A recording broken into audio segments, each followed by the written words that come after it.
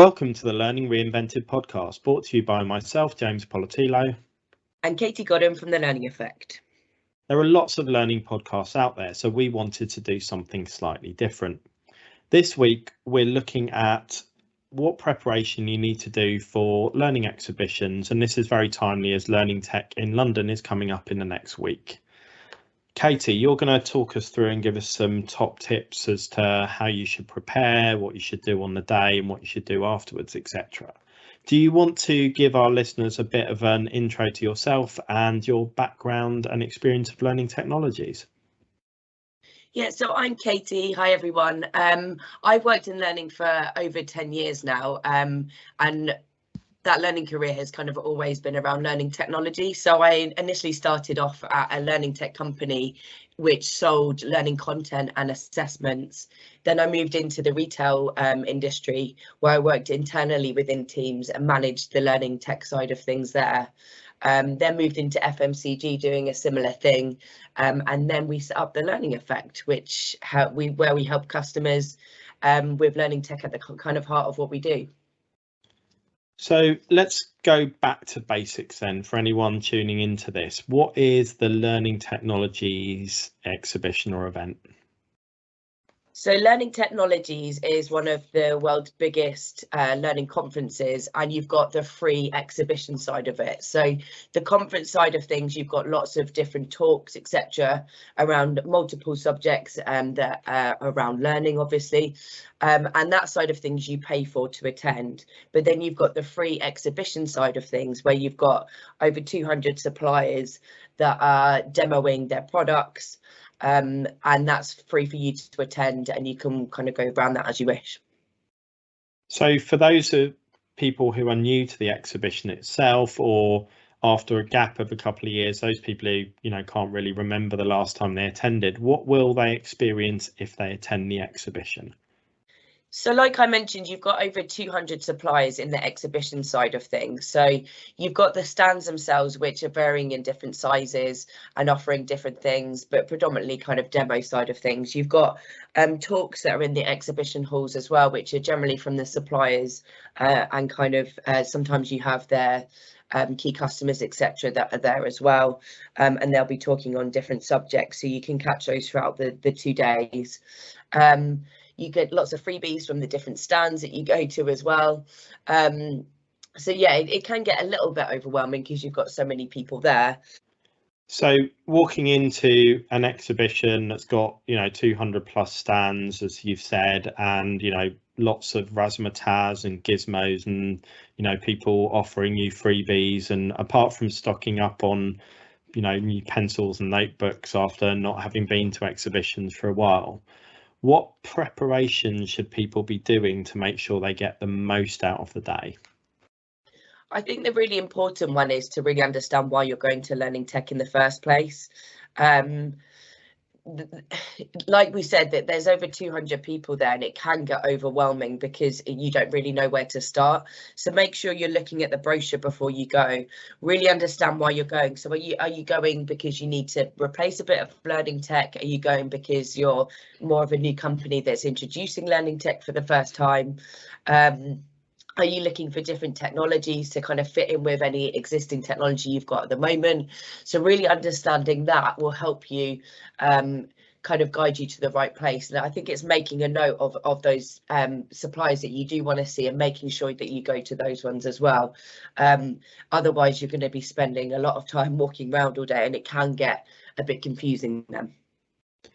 And I think it's really easy without a plan just to walk around quite aimlessly and follow the crowds, or go to the stands that are most jazzy or look most interesting.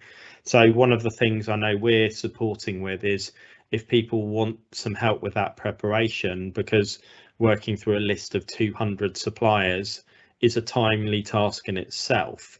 So if you do want a shortcut and want to be pointed in the right direction and use your time to the best value possible by spending time with suppliers who might be right for you and being able to delve into a little bit more detail, you can get in contact with us and book in a free half-hour preview call, or even if you're there on the day, we'll be around and you can come and find us, or you can drop us a message and, we can catch up and have a coffee so that we can help you to plan or structure your day, because you can wander around for a day, 2 days and walk out of there with absolutely nothing useful if you don't take that time to really think about how you should spend your day.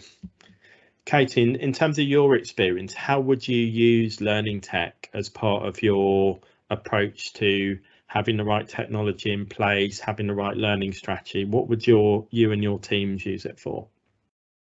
I think we generally go there to look at new technology that's on the market. So we'd try and find kind of the newer suppliers that are out there. I've not attended Learning Tech with the purpose of actually looking for new learning tech before. We've always had existing learning tech that's already in place, but we have looked at different ways about enhancing that learning technology with other technologies. So that's why I predominantly use learning tech in the past when I've been internal. However, when like you and I have been before as well, it's again looking at who's new on the market, what new ideas are out there, and kind of getting a whole feel for the learning tech in general, and keeping up to date with that market as well. We've talked in the past about potentially some dangers or pitfalls you can fall into in an event like Learning Tech, because there's lots going on. You might miss something that's relevant to you. What are the other challenges of going to that event?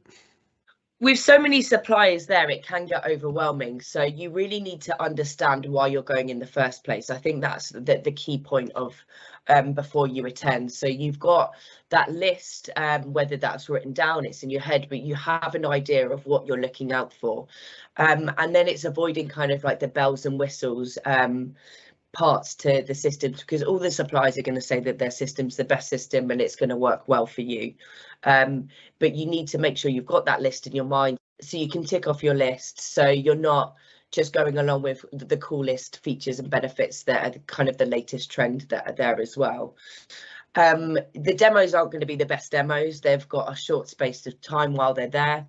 There's hundreds of people there as well. So I think the demos aren't going to be, they're not going to be personalised to you. They'll be able to tick off a couple of bits if you're asking specific questions, but they're going to be pretty generic. But make sure you're making a note of the suppliers that interest you, so you can contact them again and you can get kind of that more personalised demonstration, and you get sandboxes, etc., to kind of work your way through those as well.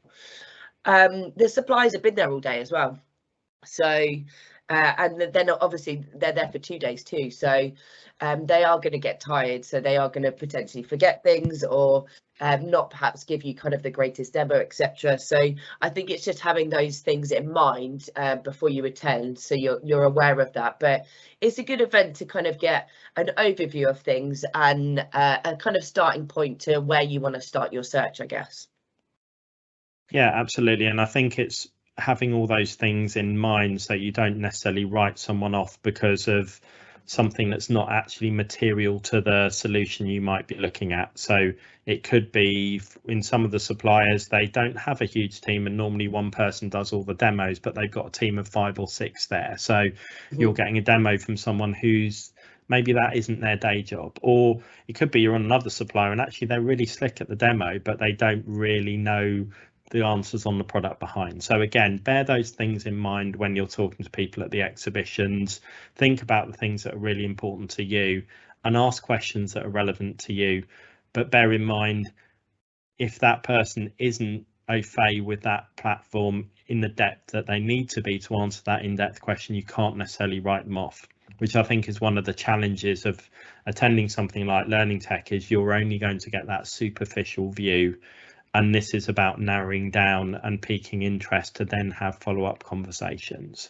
So with that in mind, Katie, what should people do after the events? So whilst you're at the event, I think you really need to start making notes and making sure that you're capturing the people that you want to go back and see.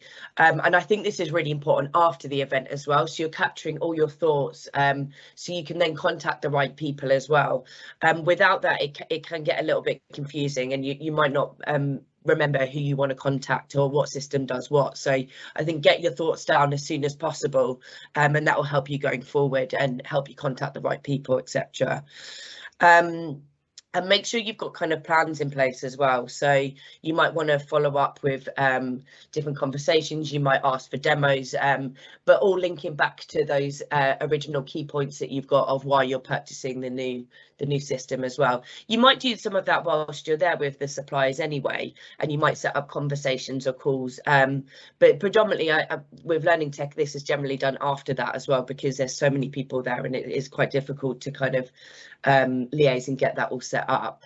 And you mentioned earlier about the energy levels of suppliers because they're there for 2 days. I think it's also bear in mind your own energy levels, because you go in, have an intense demo, rock on to the next stand, have another intense demo.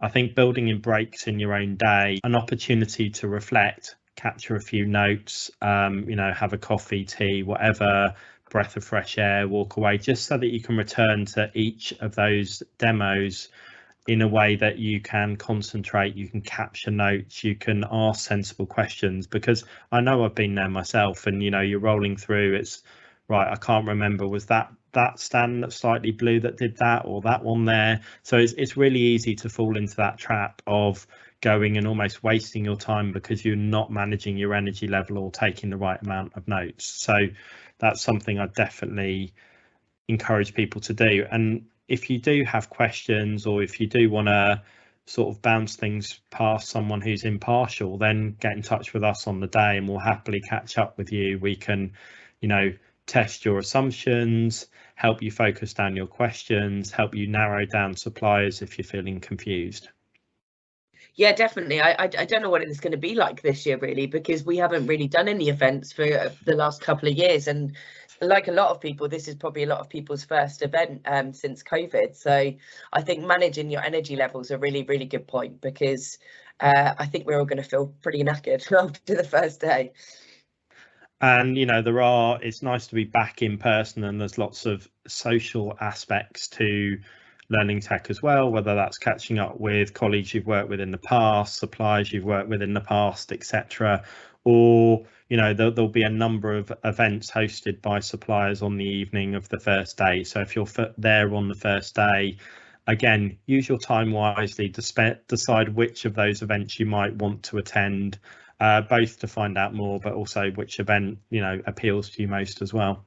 So thank you for joining us today, and it would be great to catch up with you at Learning Tech if you're there. If you don't manage to attend and you want a bit of a insight or find out more about what's going on with suppliers, we'll be using the event ourselves to make sure that we're totally on top of what's happening in the learning technology market. So if you want a shortcut, then book a call in with us and we can talk you through some of the latest trends that are happening in the market, latest product features and the innovation that's happening and what might be right for you. Yes, awesome, thank you. And I think just following on from what James has said, we've got, which we'll put in the show notes, we've got calendar invites. So you can either talk to us before the event or see us at the event, and you can kind of book in time slots. So we'll pop them in the show notes as well, so you can use those. But look forward to seeing some of you there.